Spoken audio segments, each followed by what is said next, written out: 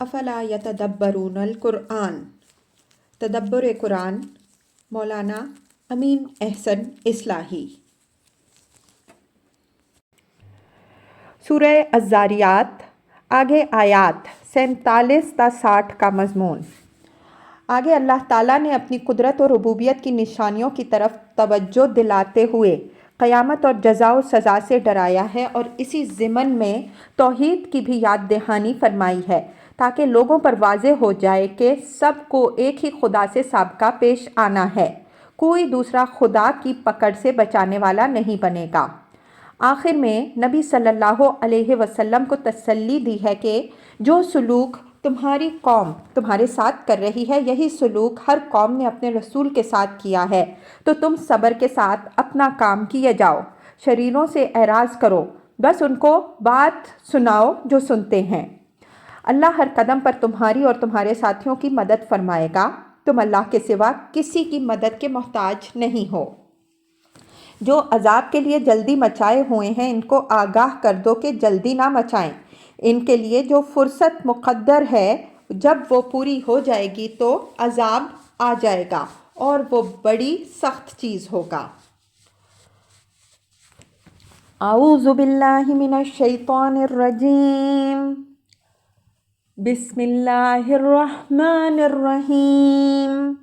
والسماء بنيناها بأيد وإنا لموسعون والأرض فرشناها فنعم الماهدون ومن كل شيء خلقنا زوجين لعلكم تذكرون ففروا إلى الله إني لكم منه نذير مبين ولا تجعلوا مع الله إلها آخر إني لكم منه نذير مبين كذلك ما أتى الذين من قبلهم من رسول إلا قالوا ساحر أو مجنون أتواصوا به بل هم قوم طاغون فتولى عنهم فما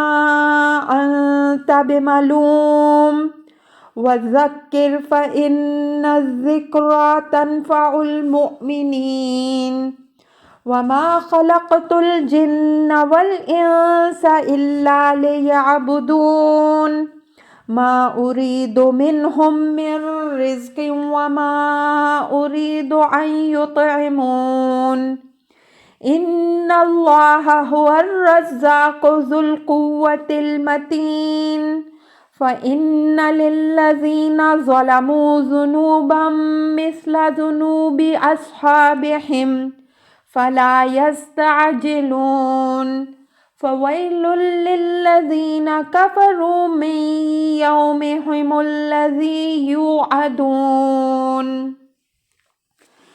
ترجمہ۔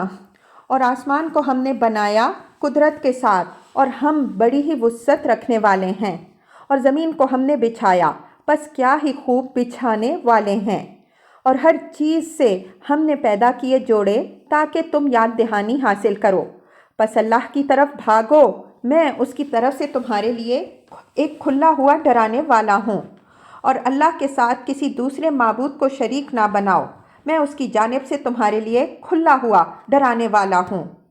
ایسے ہی ان کے اگلوں کے پاس جو رسول بھی آیا اس کو انہوں نے جادوگر یا دیوانہ ٹھہرایا، کیا انہوں نے آپس میں ایک دوسرے کو اس کی وصیت چھوڑی ہے؟ یہ ہیں ہی سرکش لوگ، پس ان سے تم اعراض کرو، اب تم پر کوئی الزام نہیں، اور یاد دہانی کرتے رہو کیونکہ یاد دہانی ایمان والوں کو نفع پہنچاتی ہے۔ میں نے جنوں اور انسانوں کو صرف اس لیے پیدا کیا کہ وہ میری بندگی کریں، نہ میں ان سے یہ چاہتا ہوں کہ وہ رزق کا سامان کریں اور نہ چاہتا ہوں کہ وہ مجھے کھلائیں، بلا شبہ اللہ ہی روزی رساں زور آور قوت والا ہے۔ پس ان ظالموں کے لیے بھی ویسا ہی مقرر پیمانہ ہے جیسا ان کے اگلے ہم مشربوں کے لیے تھا، تو جلدی نہ مچائیں۔ ان کافروں کے لیے ان کے اس دن کے سبب سے بڑی خرابی ہے، جس کی ان کو دھمکی دی جا رہی ہے۔ الفاظ کی تحقیق اور آیات کی وضاحت۔ وَالسَّمَاءَ بَنَيْنَاهَا بِأَيْدٍ وَإِنَّا لَمُوسِعُونَ۔ ایدن کے معروف معنی تو ہاتھ کے ہیں، لیکن یہ قوت و قدرت کی تعبیر کے لیے بھی آتا ہے۔ تنکیر یہاں تفخیم شان کے لیے ہے۔ موسعون یعنی اس کا اقتدار و اختیار بہت وسیع ہے، کوئی بڑے سے بڑا کام بھی اس کے احاطۂ قدرت سے باہر نہیں ہے۔ اوپر جزا و سزا کے اسبات کے لیے جو تاریخی دلیلیں بیان ہوئی ہیں، انہی پر عطف کر کے یہ اللہ تعالیٰ نے اپنی اس قدرت و عظمت کی طرف توجہ دلائی ہے جس کا مشاہدہ ہر شخص اپنے سر پر پھیلے ہوئے آسمان اور اس کے عجائب کے اندر کر سکتا ہے۔ مطلب یہ ہے کہ کیا جو خدا اس عظیم اور ناپیداکنار آسمان کو وجود میں لا سکتا ہے، اس کے لیے انسان کو اس کے مرکب جانے کے بعد دوبارہ اٹھا کھڑا کرنا مشکل ہو جائے گا۔ یہی مضمون دوسرے مقامات میں یوں بیان ہوا ہے۔ أَأَنْتُمْ أَشَدُّ خَلْقًا أَمِ السَّمَاءُ بَنَاهَا، سورہ النازعات 27۔ کیا تمہارا پیدا کیا جانا زیادہ مشکل ہے یا آسمان کا، اس کو بنایا؟ وَإِنَّا لَمُوسِعُونَ، یعنی اس غلط فہمی میں نہ رہو کہ اس عظیم آسمان کو پیدا کرنے میں ساری قوت نچڑ گئی ہے، اب کوئی اور کام ہم نہیں کر سکتے۔ ہمارے اندر بڑی سمائی اور بڑی قدرت ہے، ہم جو چاہیں اور جب چاہیں کر سکتے ہیں، کوئی چیز بھی ہمارے احاطۂ قدرت سے باہر نہیں ہے۔ بعض دوسرے مقامات میں یہی مضمون یوں بیان ہوا ہے کہ ہم نے آسمانوں اور زمین کو 6 دنوں میں پیدا کیا۔ وَمَا مَسَّنَا مِن لُغُوبٍ، قاف 38، اور ہم کو ذرا بھی تھکان لاحق نہ ہوئی۔ وَالْأَرْضَ فَرَشْنَاهَا فَنِعْمَ الْمَاهِدُونَ، آسمان کے بعد زمین کی طرف توجہ دلائی کہ اس کو دیکھو، ہم نے کس خوبی سے اسے بچھایا اور کتنے اچھے بچھانے والے ہیں۔ یعنی زمین پر غور کرو تو اس سے ہماری قوت و عظمت بھی واضح ہو جائے گی اور ہماری ربوبیت بھی، جس سے ہر معقول آدمی اس نتیجے تک پہنچتا ہے کہ جس خدا نے یہ زمین بنائی ہے اور اس کے اندر انسان کی پرورش کے لیے گوناگوں وسائل پیدا کیے ہیں، اس نے یہ کارخانہ ابس نہیں پیدا کیا ہے۔ یہ بات اس کی حکمت و ربوبیت کے منافی ہے کہ وہ کوئی ابس کام کرے۔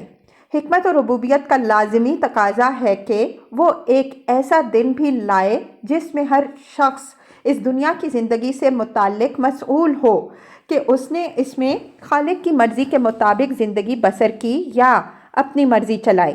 اگر اس نے خالق کی مرضی کے مطابق زندگی بسر کی ہو تو وہ حقدار ہے کہ اپنی اس شکر گزاری کا صلہ پائے، اور اگر اپنی منمانی کی ہو تو وہ سزاوار ہے کہ اپنی اس سرکشی کی سزا بھگتے۔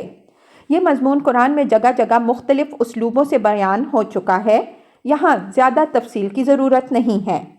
سورہ نبا کی تفسیر میں انشاءاللہ اس کی مزید وضاحت آئے گی۔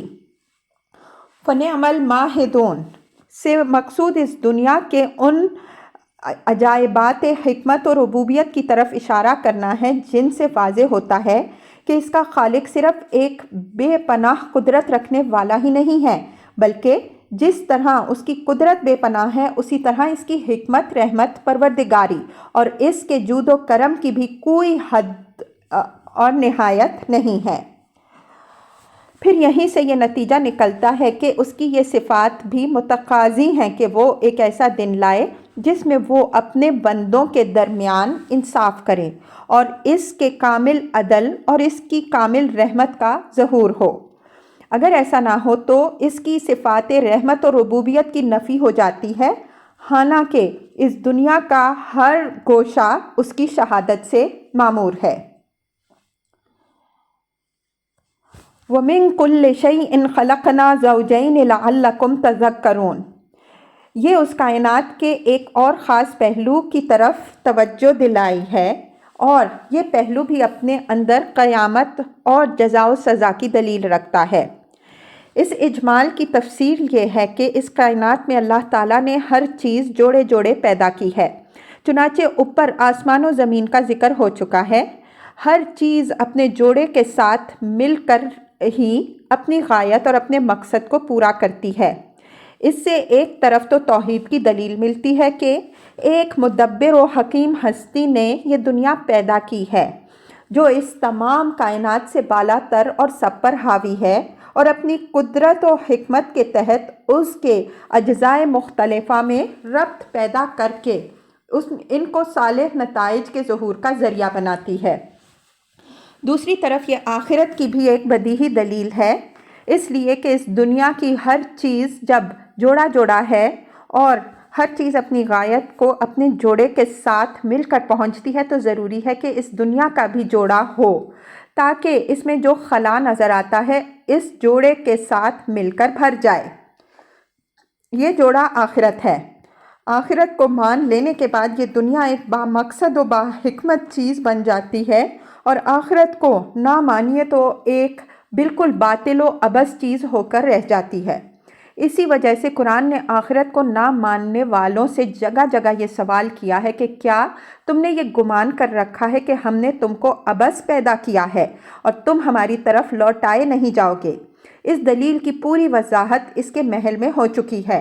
یہاں لعلکم تذکرون کے الفاظ سے اس حقیقت کی طرف توجہ دلائی کہ اس دنیا میں ہر چیز کا جوڑے جوڑے ہونا اس امر کی یاد دہانی کرتا ہے کہ اس دنیا کا بھی جوڑا ہے جس سے اس کی تکمیل ہوتی ہے، اور وہ ہے آخرت۔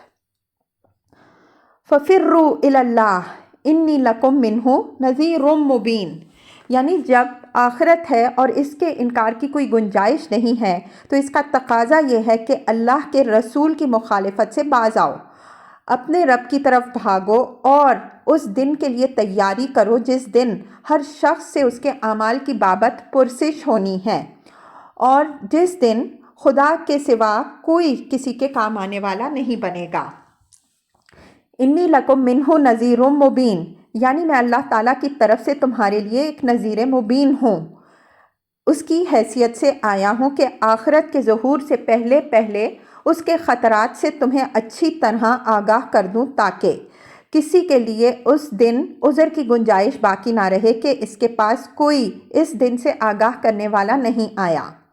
میں نے ایک نذیر و مبین کی طرح تمہیں اس دن کے احوال اور اس کی ہولناکیوں سے اچھی طرح آگاہ کر دیا ہے۔ اب نتائج کی ساری ذمہ داری خود تمہارے اوپر ہے۔ نذیر و مبین کے اندر جو تلمیح ہے اس کی وضاحت اس کے محل میں ہم کر چکے ہیں۔ منہو سے مراد یہ ہے کہ میں اللہ تعالیٰ کی طرف سے خاص تمہارے انذار ہی کے مشن پر مامور ہو کر آیا ہوں۔ بعض لوگوں نے منہو کو نذیر کے صلے کے مفہوم میں لیا ہے، لیکن یہ رائے عربیت کے بھی خلاف ہے اور نظائر قرآن کے بھی۔ وَلَا تَجْعَلُوا مَعَ اللَّهِ إِلَٰهًا آخَرَ إِنِّي لَكُم مِّنْهُ نَذِيرٌ مُّبِينٌ۔ یہ اوپر کے مضمون کی تکرار نہیں ہے بلکہ ایک اور حقیقت سے آگاہ فرمایا گیا ہے، وہ یہ کہ اس غلط فہمی میں نہ رہو کہ جب آخرت کا مرحلہ آئے گا تو اس دن تمہارے مزعومہ شرکاء و شفعاء تمہاری مدد کریں گے یا سفارش کر کے خدا کی پکڑ سے تمہیں بچا لیں گے۔ اس قسم کے خیالی سہاروں پر بھروسہ کر کے اپنی عاقبت برباد نہ کرو۔ اس دن سابقہ صرف اللہ وحدہ لا شریک سے پیش آئے گا، دوسرے سہارے سب بے حقیقت ثابت ہوں گے۔ میں اللہ تعالیٰ کی طرف سے اس مشن پر بھی مامور ہوں کہ تمہیں اس حقیقت سے بھی اچھی طرح آگاہ کر دوں کہ خدا کا کوئی شریک نہیں ہے۔ ہم اس کتاب میں جگہ جگہ واضح کرتے آ رہے ہیں کہ مشرکین اول تو قیامت کو بہت بعید از امکان خیال کرتے تھے، اور اگر ایک مفروضہ کے درجے میں جانتے بھی تھے تو ان کو گمان یہ تھا کہ ان کا معاملہ تو ان کے شرکاء کے سامنے پیش ہوگا، وہ اپنے زور و اثر سے ان کو خدا کی پکڑ سے بچا لیں گے۔ ان کے اس زعم نے قیامت کو ان کے نزدیک ایک بالکل بے اثر چیز بنا دیا تھا۔ ان کی اسی غلط فہمی پر ضرب لگانے کے لیے قرآن میں قیامت کے ساتھ توحید کا ذکر ضرور آتا ہے۔ پیچھے اس کی مثالیں گزر چکی ہیں، اسی نوعیت کی تنبیہ یہاں بھی ہے۔ کذالک ما اتی الذین من قبلہم من رسول الا قالوا ساحر او مجنون۔ یہ نبی صلی اللہ علیہ وآلہ وسلم کو تسلی دی گئی ہے کہ ان لوگوں کی اس روش پر غم نہ کرو، اس صورتحال سے تمہیں کو سابقہ نہیں آیا ہے، بلکہ ان سے پہلے جو قومیں گزری ہیں انہوں نے اپنے اپنے رسولوں کے ساتھ یہی سلوک کیا ہے۔ قالوا ساحر او مجنون، یعنی انہوں نے جب ان کی طلب پر اللہ تعالیٰ کی نشانیاں دکھائیں تو ان کو جادوگر ٹھہرایا، اور جب ان کو عذاب و قیامت سے ڈرایا تو ان کو خبطی اور دیوانہ قرار دیا۔ ساحر اور مجنون کے الفاظ بطور مثال نقل ہوئے ہیں، مطلب یہ ہے کہ ان کی مخالفت کے لیے انہوں نے کوئی نہ کوئی بہانہ پیدا کر ہی لیا۔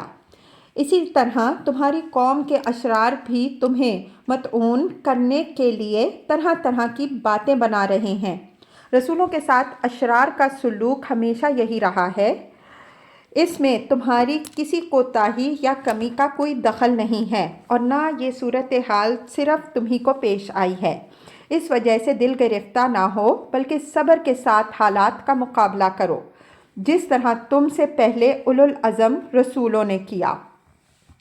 اتواصوا بہ بل ہم قوم طاغون، یہ اشرار کی روش کی یکسانی اور اس کے تسلسل پر اظہار تعجب ہے کہ ایسا معلوم ہوتا ہے کہ ہر قوم کے اشرار نے اپنے بعد آنے والی قوم کے اشرار کو یہی وصیت چھوڑی ہے کہ تمہارے پاس بھی کوئی رسول آئے تو اس سے وہی سلوک کرنا جو ہم نے اپنے رسول سے کیا۔ چنانچہ ہر آنے والی نسل اپنے اسلاف کی اس وصیت کی پوری وفاداری کے ساتھ تعمیل کرتی چلی جا رہی ہے۔ بل ہم قوم طاغون، یہ اصل حقیقت سے پردہ اٹھایا ہے کہ عمل کی اس مشابہت کی اصل علت یہ ہے کہ یہ لوگ بھی یعنی قریش اسی طرح کے سرکش ہیں جس طرح کے سرکش پچھلے رسولوں کے مکذبین تھے۔ مزاج کی یہ یکسانی اس بات کا سبب ہوئی کہ یہ بھی وہی ٹیڑھی چال چلیں جو ان کے پیش رو چلے، اور پھر لازماً اسی انجام سے دوچار ہوں جس سے وہ دوچار ہوئے۔ فَتَوَلَّ عَنْهُمْ فَمَا أَنْتَ بِمَلُومٍ، یعنی اس قسم کے شریر لوگوں سے جو مخالفت کے لیے ادھار کھائے بیٹھے ہوں تم اعراض کرو۔ رسول کی حیثیت سے انذار و تبلیغ کی جو ذمہ داری تھی وہ تم نے ادا کر دی، اب تم عند اللہ بری ہو، اب کوئی پرسش ان کے باب میں تم سے نہیں ہونی ہے، بلکہ یہ خود سزاوار ملامت ہیں اور اس کا انجام عنقریب دیکھیں گے۔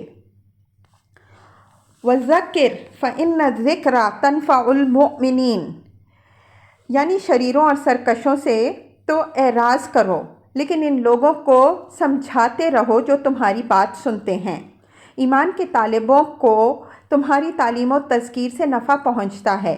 اس سے معلوم ہوا کہ اوپر کی آیت میں اعراض کی جو ہدایت ہے اس کا تعلق قریش کے ان سرکش لیڈروں سے ہے جو غرور کے سبب سے کوئی بات سننے کے لیے تیار نہیں تھے، لیکن حضرت صلی اللہ علیہ وسلم اس خیال سے ان کے ایمان کے لیے زیادہ فکر مند تھے کہ یہ ایمان لائیں گے تو اس سے دین کو تقویت حاصل ہوگی اور دوسروں کے لیے ایمان کی راہ کھلے گی۔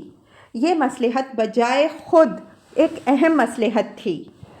اس وجہ سے نبی صلی اللہ علیہ وآلہ وسلم ایک مدت تک ان کے پیچھے سرگرداں رہے، لیکن جب ان پر حجت تمام ہو گئی اور واضح ہو گیا کہ یہ پتھر اپنی جگہ سے کھسکنے والے نہیں ہیں تو اللہ تعالیٰ نے آپ کو ان کے پیچھے وقت ضائع کرنے سے روک دیا۔